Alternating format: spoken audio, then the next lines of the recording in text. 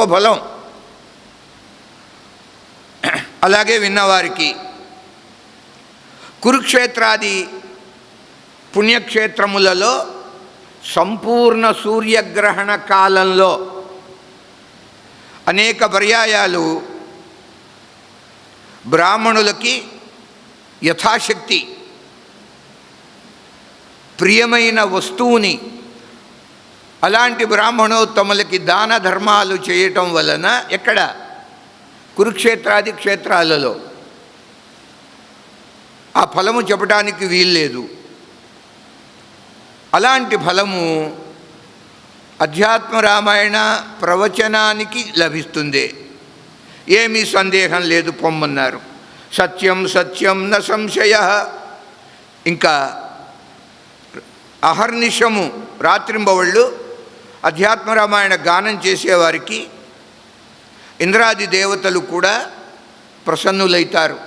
అలాంటి వారు ఎవరైనా అధ్యాత్మ రామాయణ శ్లోకాలని చదివి వినిపిస్తూ ఉంటారు. ఏ లోకంలో ఏ మహానుభావుడు ఈ రామాయణాన్ని వినిపిస్తూ ఉంటాడు అని ఎదురు చూస్తూ ఉంటారట దేవతలు, ఇంద్రాది దేవతలు. అధ్యాత్మ రామాయణం ప్రతిరోజు ఒక నియమంగా పఠించేవారు తాము చేసే పుణ్యకర్మల ఫలము కన్నా 100,000 రెట్లు అధికమైన ఫలాన్ని పొందుతారు. అలాంటిది ఈ అధ్యాత్మ రామాయణ గ్రంథం. గ్రంథాంతరంలో శ్రీరామ హృదయము అని ఉన్నది. అలాగే ఉత్తరకాండలో 5వ సర్గ. ఈ రెండు ప్రధానం అధ్యాత్మ రామాయణంలో. ఒకటి రామహృదయము, 2 లక్ష్మణస్వామి ప్రశ్నించినప్పుడు రామచంద్రమూర్తి ఈ వేదాంత రహస్యాన్ని వినిపిస్తాడు లక్ష్మణునికి. ఇది ఉత్తరకాండలో 5వ సర్గలో మళ్ళీ మనం వినగలం. ఈ రెండు కొంచెం పట్టు ఉన్నటువంటి సందర్భాలు. ఇక మిగతా అంతా కథాక్రమంగా జరుగుతూ ఉంటుంది. మునివరా, ఎవరు చెబుతున్నారు ఈ మాటలన్నీ? సత్యలోకంలో బ్రహ్మదేవుడు నారద మహర్షికి చెబుతున్నారు. శ్రీరామ గీత అది లక్ష్మణస్వామికి ఉపదేశించింది రామగీత. ఇలాగా శ్రీకృష్ణ గీత మనం భగవద్గీత అని చెప్పుకుంటున్నామో, అలాగే భాగవతం ఏకాదశ స్కంధంలో ఉద్ధవ గీత ఎలా ఉందో, అధ్యాత్మ రామాయణంలో ఉత్తరకాండలో 5వ సర్గము, సర్గ అంటే భాగం, అది ప్రసిద్ధంగా రామగీత అనే పేరుతో ఉన్నది. ఈ రెండు ప్రధానమైనటువంటివి. అందువల్ల శివుడు ఆయన మాత్రమే ఈ రామాయణం యొక్క సమగ్రమైన ఫలము తెలిసినవాడు, మహిమ తెలిసినవాడు ఒక్క శివుడే. ఆయన అమ్మవారికి చెప్పాడు, పార్వతీ అమ్మవారికి చెప్పినా ఆమె గ్రహించింది అందులో అర్ధభాగంట. అమ్మవారు గ్రహించింది అర్ధభాగం అంతే. అయితే ఆ పార్వతీదేవికి తెలిసిన విషయంలో సగము నాకు తెలుసు అంటున్నాడు బ్రహ్మదేవుడు. అంటే బ్రహ్మగారికి తెలిసింది అప్పటికి ఎంత అయింది? ఒక పావు భాగం అయింది. 1/4 నాకు తెలుసు. పాదోస్య విశ్వభూతాని త్రిపాదస్యామృతం దివి అన్నట్టుగా బ్రహ్మదేవుడికి 4వ వంతు మాత్రం తెలుసు. అదే నేను నీకు చెప్తానన్నాడు నారద మహర్షికి. అందువలన నారద, సంపూర్ణంగా ఆ మాహాత్మ్యాన్ని నేను నీకు చెప్పలేను, తెలిసినంత వరకు నేను నీకు వినిపిస్తా. అందువలన శ్రీరామ గీత అది ఎటువంటిది అంటే, ఆ శ్రీరామ గీతని విని ధారణ చేసిన వానికి పాపము అంటూ మిగలదుట. ఏ రకమైనటువంటి పాపం కూడా. లోకంలో అనేక తీర్థాలు క్షేత్రాలు దర్శించినా పోనటువంటి పాపాలు. అలాంటివి కూడా రామగీతా శ్రవణం చేత తొలగిపోతాయి. నారద తన్న నశ్యతి తీర్థాదౌ లోకే క్వాపి కదాచన తన్న పశ్యామ్యహం లోకే మార్గమాణోపి సర్వదా. ఆ రామచంద్రుడు ఉపనిషత్తులు ఎన్నైతే ఉన్నాయో వాటిలన్నిటినీ మథించి చిలికి, క్షీరసాగర మథనం అని విన్నాం కదా భాగవతంలో, ఆ రకంగా ఉపనిషత్తు సముద్రాన్ని మథించి రామచంద్రుడు ఆవిర్భవింపచేశాడు ఈ గీత అనే అమృతం, గీతామృతం. ఏ గీతామృతం? ఇక్కడ రామగీతామృతం. అది చాలా గొప్పగా ఉంటుంది. లక్ష్మణస్వామికి అది వినిపించాడు. ఆయన ఆ అమృతాన్ని పానం చేసే మానవులు ముక్తి పొందుతారు అన్నారు. ఇక వారికి జన్మ లేదు. పూర్వకాలంలో సహస్రార్జునుడు వాణ్ణి వధించే ఉద్దేశ్యంతో పరశురామస్వామి ధనుర్విద్యని అభ్యసించారట. ఎవరు వీడు? సహస్రార్జున అంటే కార్తవీర్యార్జునుడు. వీడికి 1000 చేతులు, సహస్ర బాహు. తండ్రికి అపచారం చేశాడు. ఏమిటి అపచారం? సంహరించాడు. పరశురాముని యొక్క తండ్రి ఎవరు? భృగు మహర్షి, జమదగ్ని. జమదగ్నిని సంహరించాడు కార్తవీర్యార్జునుడు. అందువల్ల వాణ్ణి సంహరించాలి అని పరశురాముడు ధనుర్విద్యని అభ్యసించారట. ఎవరి దగ్గర ధనుర్విద్య నేర్చుకున్నారు? పరమేశ్వరుడి దగ్గర, మహాదేవుని దగ్గర ఆయన గారు నేర్చుకున్నారు. ఆ సందర్భంలో పరమాత్మ అమ్మవారికి ఈ రామ గీతను వినిపిస్తుంటే పరశురామస్వామి కూడా పరమ ఆసక్తితో ఆ రామగీతను విన్నారట. వారు కూడా గ్రహించారు. గ్రహించి సాక్షాత్తు పరశురాముడు శ్రీమన్నారాయణుని కళ అంటే అంశను పొందారట. అంశను పొందటం అంటే దశావతారాలలో ఆయన యొక్క అవతారం కూడా ఒకటిగా లెక్కింపబడుతున్నది. ఇప్పుడు పరశురామస్వామి శ్రీమన్నారాయణుని యొక్క అంశ. ఆ అంశ ఎలా వచ్చింది అంటే దానికి కారణం చెబుతున్నారు. రామ హృదయాన్ని, తర్వాత రామగీతని వారు కూడా అభ్యసించారట. ఆ కారణం చేత అంత శక్తి సామర్థ్యాలు వారికి కలిగినాయి. ఇప్పుడు సహస్రార్జున వధ చేయగలిగాడు ఆయన. కనుక ఇన్ని రకాల ప్రయోజనాలు రామగీత పారాయణం వల్ల లభిస్తున్నాయి. అంతేకాకుండా రామగీతాం పఠన్ భక్త్యా యః శ్రాద్ధే భోజయే ద్విజాన్. తల్లికి కానీ తండ్రికి కానీ శ్రాద్ధం పెట్టేటప్పుడు, తద్దినం పెట్టే రోజున బ్రాహ్మణులు, భోక్తలు భోజనం చేస్తూ ఉండగా ఎవరైతే ఈ రామగీతని వారికి వినిపిస్తారో అట్టి వారికి మహత్తరమైన ఫలం, అంటే ఆ శ్రాద్ధము ఫలిస్తుందిట. ఆ భోజన సమయంలో వారికి వినిపించినట్లయితే. అందువలన నారదా, ఇన్ని మాటలు ఎందుకయ్యా? బహునా కిమిహోక్తేన శృణు నారద తత్వతః శృతిస్మృతి పురాణేతిహాస ఆగమశతాని చ అర్హంతి నాల్పమధ్యాత్మ రామాయణ కలామపి. మంచి మాట, శ్రద్ధగా విను.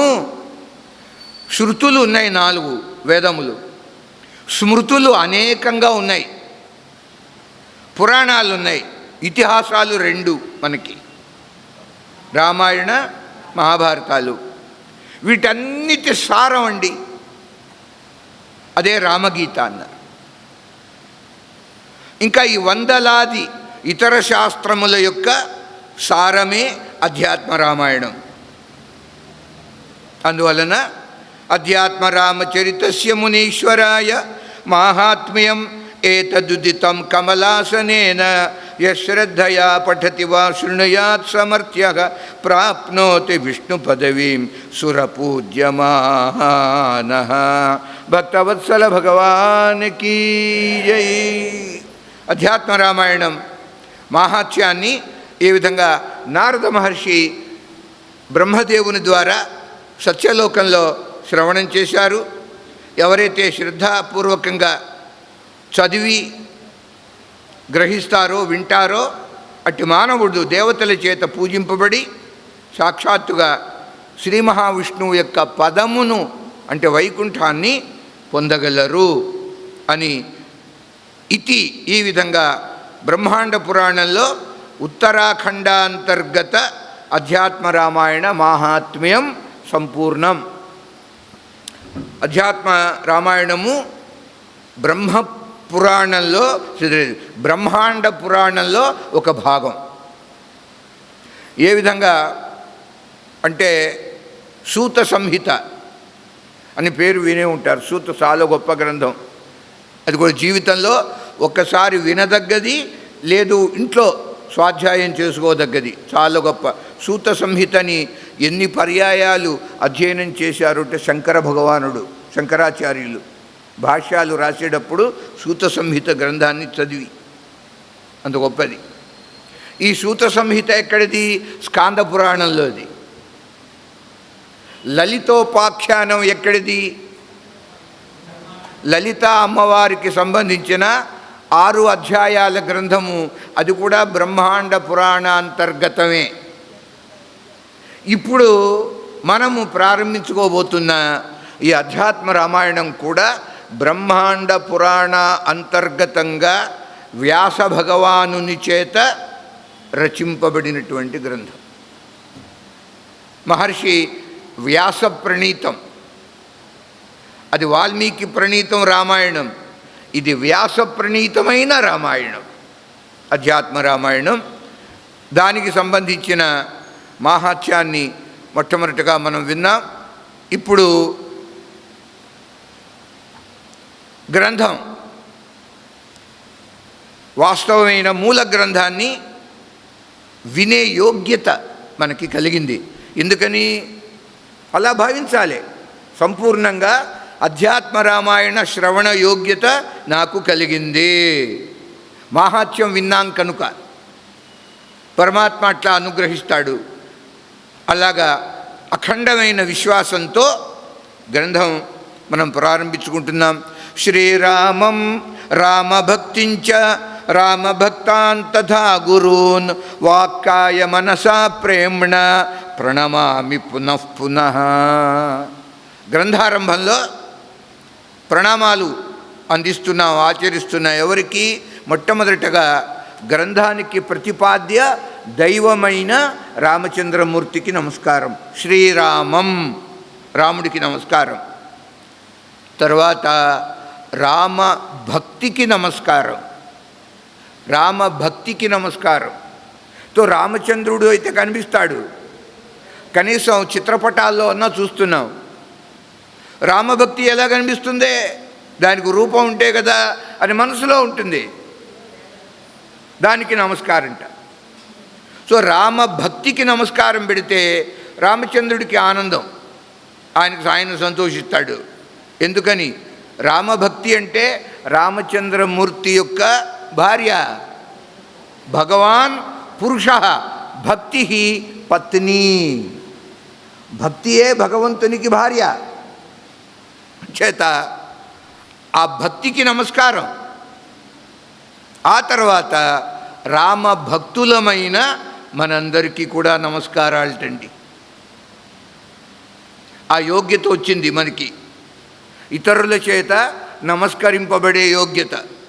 రామభక్తాన్, భక్తులకి నమస్కారం. అంతేకాదు ఈ రామభక్తిని నేర్పించిన మన గురువులకి నమస్కారం. తథా గురువున్, గురువుని మర్చిపోరాదు కదా. ఏ విధంగా ప్రణామాలు అంటే త్రికరణములతో నమస్కారం. మనో వాక్ కాయ. వాక్కాయ మనస ప్రేమణ. మంచి మాట. అధ్యాత్మ రామాయణంలో ప్రేమాభక్తి ప్రేమాభక్తి అని వస్తూ ఉంటుంది. ప్రేమతో కూడిన భక్తి, పరమాత్మ యందు ప్రేమ, దానికే భక్తి అని పేరు. నారదుల వారు భక్తి శబ్దానికి ఆ విధంగా నిర్వచనం ఇచ్చారండి. నారద మహర్షి ఏమిటి భక్తి అంటే? కా భక్తి, భక్తి అనగా ఏమి? ఏం చెప్తామండి? భక్తి అంటే భక్తి అండి, భక్తి, అదే ఆ సమాధానం.